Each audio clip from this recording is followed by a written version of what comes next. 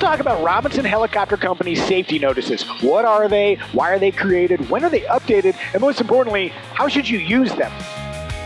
To start, the Flight Manual Safety Notice and Safety Tip program is the core of Robinson's safety culture. So safety notices address specific hazards, operational risks, and critical safety concerns that have been identified through accident data, incident trends, and operational experiences. When we see a behavior or a condition that increases a risk to Robinson helicopter operators, a safety notice provides clear guidance to help mitigate that risk. What is a safety notice? Safety notice is a paragraph of knowledge. That's all it is. It's a little nugget of a ton of different experiences and data that is trying to translate something that's, kind of bigger than us. That's what it is. Let's take an example from back in the day. Safety notice number 1, inadvertent actuation of the mixture control in flight. It was originally issued for the R-22 back in 1981 and then updated in 1989 and 1994. You can and should read the full text, but in essence, there were cases where pilots would inadvertently pull the fuel mixture control instead of the carb heat or other control, causing the engine to stop.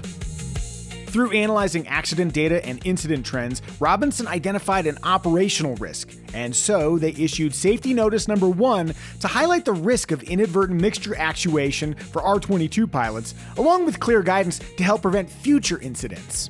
Even after all these years, Safety Notice number 1 still has value for pilots, as indicated by the fact that Robinson uses it as the example safety notice in their safety courses. Yeah, Safety Notice number 1, it's a great example of a safety notice that was developed through lessons learned. Be aware that you could pull that mixture inadvertently.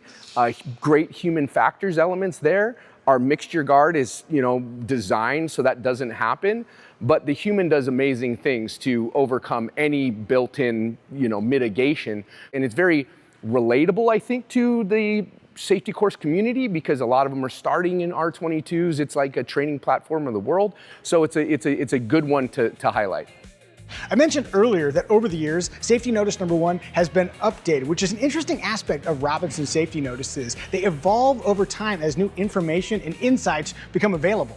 A good example is Safety Notice number 32. It was originally issued in 1998 with guidance to avoid flight in high winds and turbulence, along with what a pilot should do if they accidentally find themselves in turbulent air. Safety Notice 32 has been updated a few times. I think the introduction of the autopilot and people's ability to use an autopilot in maybe conditions they shouldn't. How about we hold on to the controls, because you don't want to be surprised, because one of the elements of turbulence is it gets you when you don't think you're going to be got, right? So if you're just kind of kicking back and letting the autopilots do its thing, and you get a big rate change or a pitch change, or it can catch you off guard, which then the human comes up and makes a big change to correct that. And that's where you get yourself in trouble. Any large input in the helicopter is probably the wrong thing to do. So that kind of is why I think Safety Notice 32 was kind of revamped. It wasn't even a thing you could think of to fly hands off or less attentive in the past. So big changes in not only technologies, but also lessons learned will drive a change to the safety notice. The goal is to share operational knowledge from the thousands of Robinson pilots around the world. Naturally, that knowledge will expand over time, which is why it's critical to stay familiar with Robinson safety notices. As pilots, we hear a lot about complacency. I hate to be the guy that leans on Merriam-Webster, but here goes. Complacency is self-satisfaction accompanied by unawareness of actual dangers or deficiencies. I mentioned complacency because pilots rarely think they're susceptible to it, yet during accident investigations, authorities frequently reference Robinson Flight Manual safety notices, meaning the risks that led up to those accidents were already well known. As a pilot, surprises can happen, but a big part of effective risk management is avoiding well-documented hazards like the ones identified in Robinson's Flight Manual safety notices and safety tips. Speaking of safety tips, in any Robinson POH, you'll find them adjacent to the published safety notices. Leading to a question, how do safety notices and safety tips differ? So safety tips address common errors and habits that might not rise to the level of a formal safety notice, but can still present a risk if left unaddressed to the operator. One way to think of safety tips is like the advice you'd get from other pilots. Practical wisdom born from experience that encourages self-assessment and sound airmanship. Some safety tip examples include don't land in tall grass because it could start a fire, no magneto checks in flight, don't make steep downwind descents so you don't get into a settling with power situation. And if all that stuff seems really obvious, remember, they're only safety tips because at some point a real-world pilot made that exact mistake.